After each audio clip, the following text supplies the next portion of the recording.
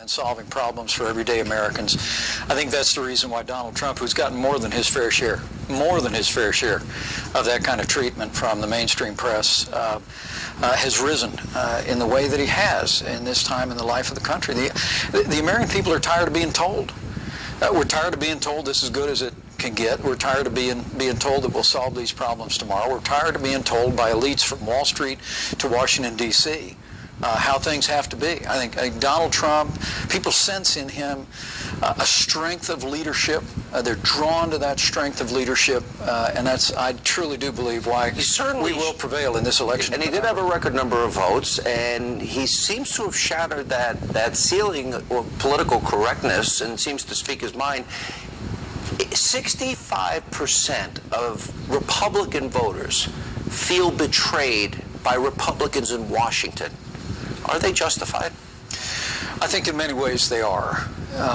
You know, I actually ran for Congress before the Republican Revolution. I was greatly inspired by the leadership in the late 1980s and early 90s of Newt Gingrich, who is still a hero to me to this day. But I was elected to Congress, I feel like many times, like after the Republican Revolution was over.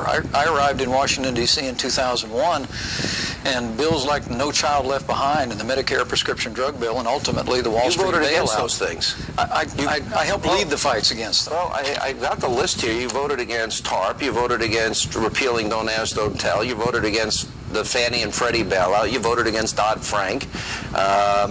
And on all of these big issues, you know, in many ways I don't see you as establishment. You were the only person in leadership in either the House or Senate to speak at a Tea Party rally early on.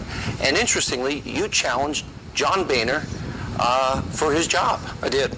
Well, it was after we lost the majority in 2006, which I predicted. I said, look, we've lost our way. We've drifted off course from the ideals of Ronald Reagan and the Reagan Republican agenda into big government republicanism. And, you know, I always used to say, you know, if we keep spending money like the Democrats, voters are eventually going to go with the professionals. And in 2006, they did. They turned us out.